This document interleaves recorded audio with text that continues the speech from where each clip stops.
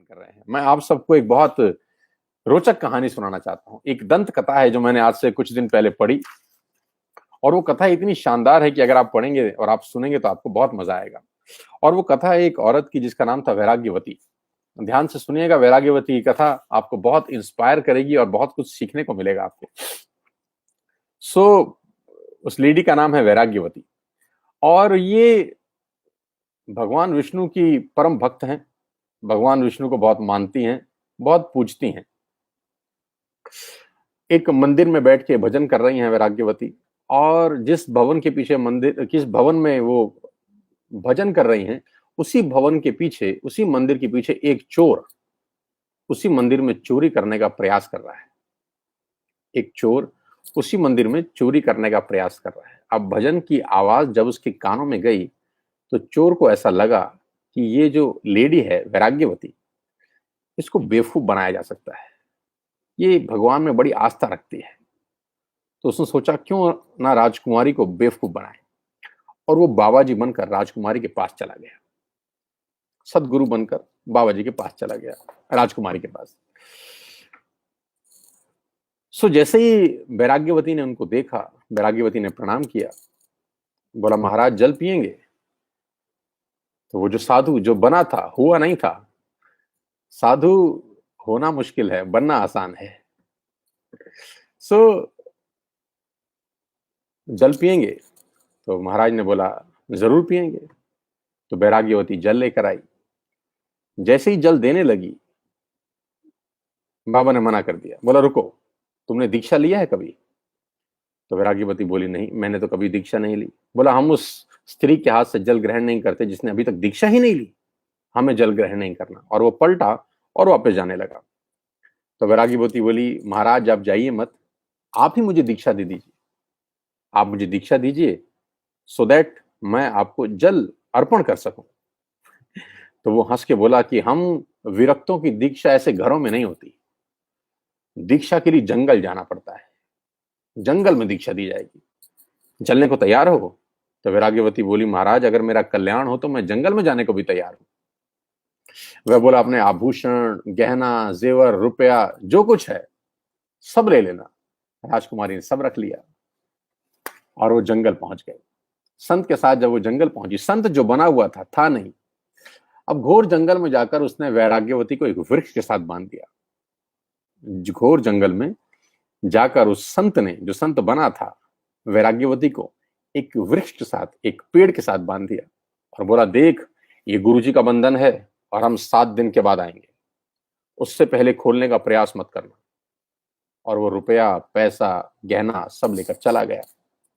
अब वो काहे को आने वाला था, सो नहीं आया। दूसरे दिन वैराग्यवती के पिता जो राजा थे, उसने देखा कि वैराग्यवती घर नहीं लौटी।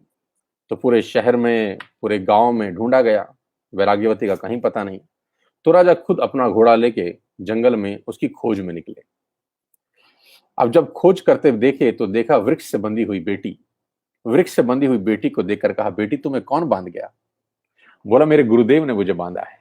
तो राजा बोला पगली, गुरु ऐसा नहीं करते, कोई छगन वेशधारी तुझे मूर्ख बना गया है, आ मैं तुझे खोल दूं, आ घर चले। वैराग्यवती ने कहा नहीं पिताजी, आपको प्रणाम है, पर गुरुजी का बांधा हुआ बंधन नहीं खोल सकती। राजा ने बहुत समझाया पर वैराग्यवती नहीं मानी। राजा चला गया। 2 दिन हो गए, बंधी रही। अब भगवान की भक्त थी। कहते हैं भगवान नारायण का सिंहासन डोलने लगा। भगवान ने नारद जी को कहा कि जाकर पता लगाओ कि दिक्कत क्या है। अब नारद जी नारायण नारायण करते हुए वहां पहुंचे जहां वैराग्यवती को पेड़ से बांधा गया था। बेटी मैं तुम्हें बंधन से मुक्त कर देता हूं, मुझे जानती हो? वैराग्यवती ने कहा हाँ, आप देवर्षि नारद हैं, मैं आपको प्रणाम करती हूँ। तो देवर्षि नारद बोले आओ मैं तुम्हें बंधन से मुक्त कर दूं। तुम्हें कोई ठग बांध गया है, मैं खोल देता हूं। तो वैराग्यवती ने कहा आप देवर्षि हैं, मैं आपका सम्मान करती हूं, पर गुरुजी का बांधा हुआ बंधन नहीं खुलवाऊंगी। वो बोले काहे के गुरुजी? ठग है, महाठग है। वो बोले गुरुजी के बंधन की यही महिमा है, देवर्षि नारद की 3 ही दिन में आपके दर्शन हो गए। इससे बड़ी महिमा गुरुजी की क्या हो सकती है? ना वो मुझे बांधते, ना मुझे वो आप दर्शन देने आते। नारद जी लौट गए। नारद जी लौट गए। नारद जी सीधा भगवान के पास पहुंचे। अब भगवान के पास पहुंचे तो उन्होंने भगवान जी को पूरी कथा सुनाई। बोला प्रभु चलो, आप ही चलो। तो नारायण खुद आए चतुर्भुज रूप में। मंद मंद मुस्कुराते हुए भगवान ने कहा कि बेटी, मैं भगवान नारायण हूं, मैं तुम्हें बंधन से मुक्त कर देता हूं। सारी पूजा, सारी अर्चना मुझ पर आके खत्म हो जाती है। वो बोली आप नारायण हैं, मैं आपको प्रणाम करती हूँ, पर गुरु जी का बांधा हुआ बंधन उन्हीं से खुलवाऊंगी। भगवान भी हार गए। नारद जी से बोले जाओ इनके गुरु जी को लेकर आओ। नारद जी ने बोला अब कहाँ ढूंढेंगे महाराज इनके गुरु जी को। भगवान बोले देखो पता करो, कहीं चोरी की ही तैयारी कर रहे होंगे। चोरी करते मिल जाएंगे। तो नारद जी ढूंढे ढूंढे ढूंढे तो सचमुच एक घर में चोरी करने की तैयारी करते हुए पाया। नारायण नारायण करके नारद जी ने बोला चलो भगवान याद कर रहे हैं। वो बोला भगवान, और मुझे? पूरी जिंदगी पाप ही किया है, चोरी करी, चकारी करी, मुझे क्यों याद कर रहे हैं? नारद जी ने कहा जिस शिष्या को बांध आए हो उसे बंधन से मुक्त करो, भगवान वहीं खड़े हैं, चलो मेरे साथ। सिर झुकाकर आया, भगवान को प्रणाम किया। भगवान ने कहा गुरुदेव, शिष्या को बंधन से मुक्त करो। बेचारे ने लजाते हुए संकोच से रस्सी खोली। पर वैराग्यवती ने बंधन मुक्त होते ही हाथ जोड़े। किसको? भगवान को नहीं, गुरुदेव को जो चोर था। और क्या बोली? गुरु गोविंद दो ही खड़े, काके लागू पांव। गुरु गोविंद दो ही खड़े, काके लागू पांव। बलिहारी गुरु आपनो, गोविंद दियो मिलाए। क्या आपकी बलिहारी जानती हूं? आपकी वजह से गुरु के दर्शन हुए। आप ना होते तो गुरु के दर्शन कैसे होते? आस्था, मैं बोलता हूं दोस्त, आस्था, सच्ची आस्था हो। अगर सच्ची आस्था हो, गुरुदेव के प्रति सच्ची आस्था हो, गुरु कैसा भी हो, गुरुदेव के प्रति सच्ची आस्था जीवन में क्या चमत्कार नहीं करती। गुरु जरूरी है। भगवान कृष्ण ने गुरु बनाए। भगवान कृष्ण अपने आप में सार्वभौम गुरु हैं। सांदीपनि ऋषि उनके गुरु हैं। भगवान राम ने गुरु बनाए। गुरु वशिष्ठ भगवान राम के गुरु हैं। हनुमान जी ने गुरु बनाए। सूर्य भगवान हनुमान जी के गुरु हैं। एक हम ही हैं जो गुरु ना बनाए। सबको गुरु की आवश्यकता है, गुरु के बिना गति नहीं होती। मैं फिर आपसे कहता हूं दोस्त, समझाने का प्रयास करता हूं, और मैं फिर कह रहा हूं कि गुरु को हाथ पकड़वा देना, आप गुरु का हाथ पकड़ना नहीं, ये भेद है।